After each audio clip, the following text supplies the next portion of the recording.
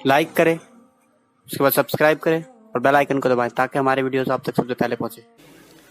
इस वक्त हमारा सबसे करीबी रिश्तेदार अगर कोई है तो वो अपना मोबाइल है।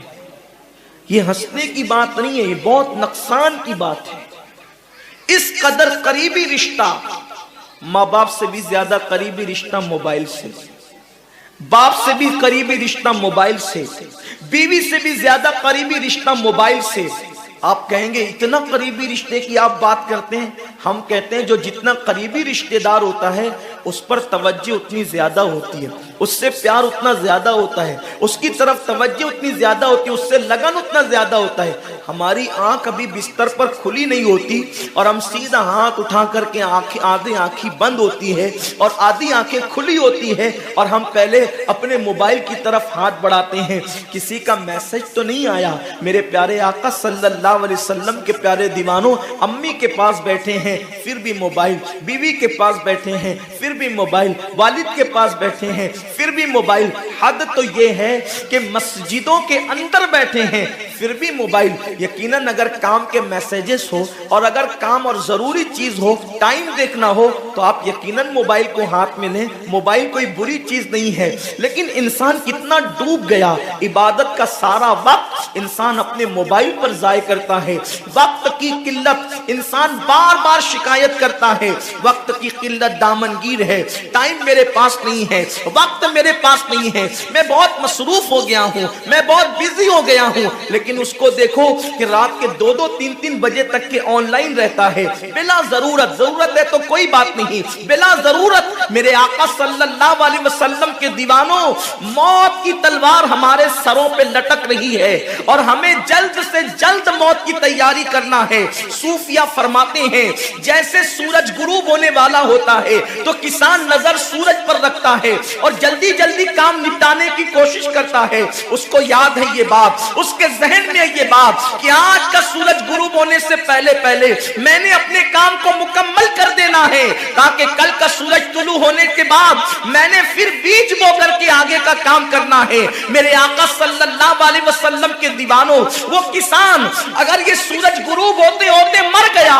तो कल उसका काम कोई और कर जाएगा। उसका बेटा बीज बोएगा, उसकी बहू बीज बोएगी, उसकी बीवी बीज बोएगी, उसके रिश्तेदार बीज बोएंगे। लेकिन याद रखना, अगर दुनिया के अंदर हमारी जिंदगी का सूरज गुरूब हो गया तो फिर नेकियों का बीज हमारी जगह कोई नहीं बो सकता। अल्लाह रब्बुल इज्जत ने कभी माह रमजान की शक्ल में, कभी शबे बरात की शक्ल में, कभी शबे कद्र की शक्ल में, कभी अल्लाह अकबर माह शाबान की शक्ल में, कभी लैलतुल बरात की शक्ल में, कभी शबे मेराज की शक्ल में, कभी लैलतुल जुमा की शक्ल में ये हसीन कीमती लम्हात हमें इसलिए अता फरमाए हैं कि मेरे बंदे, अगर तू गुनाहों के अंदर डूब गया है, ये मखसूस रातें तुझे दे रहा हूं, मखसूस दिन तुझे दे रहा हूं। इन रातों में मेरी इबादत कर ले, इन दिनों में मेरी इबादत करके मुझे राजी कर ले ताकि मैं तेरी मगफिरत कर दूं। और फिर रमजान शरीफ की तो बात ही जुदा है। माह रमजान तमाम महीनों का सरदार है। मेरे आका मुस्तफा करीम रऊफुर रहीम सल्लल्लाहु अलैहि वसल्लम फरमाते हैं माह रमजान को सारे महीनों पर ऐसी फजीलत है जैसे मुझ मोहम्मद को तमाम मखलूक पर फजीलत हासिल है। मेरे आका फरमाते हैं माह रमजान शरीफ में अगर तुम एक नेकी करते हो तो अल्लाह तुम्हें 70 का सवाब अता करता है और तुम्हारा खुलूस बढ़ जाता है तो अल्लाह तुम्हें एक नेकी का 1000 अता करता है।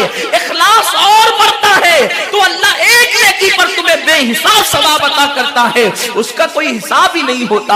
आकाए करीम रऊफुर रहीम सल्लल्लाहु अलैहि वसल्लम फरमाते हैं ये माह रमजान क्या है। अल्लाह के महबूब मुस्तफा करीम सल्लल्लाहु अलैहि वसल्लम माह रमजान शरीफ के रोजों की अहमियत बयान करते हुए फरमाते हैं कि माह रमजान शरीफ का एक रोजा अगर कोई छोड़ दे और फिर सारी जिंदगी उसके बदले में रोजा रखे तो सारी जिंदगी के रोजे उस एक माह रमजान के रोजे के बराबर नहीं हो सकते।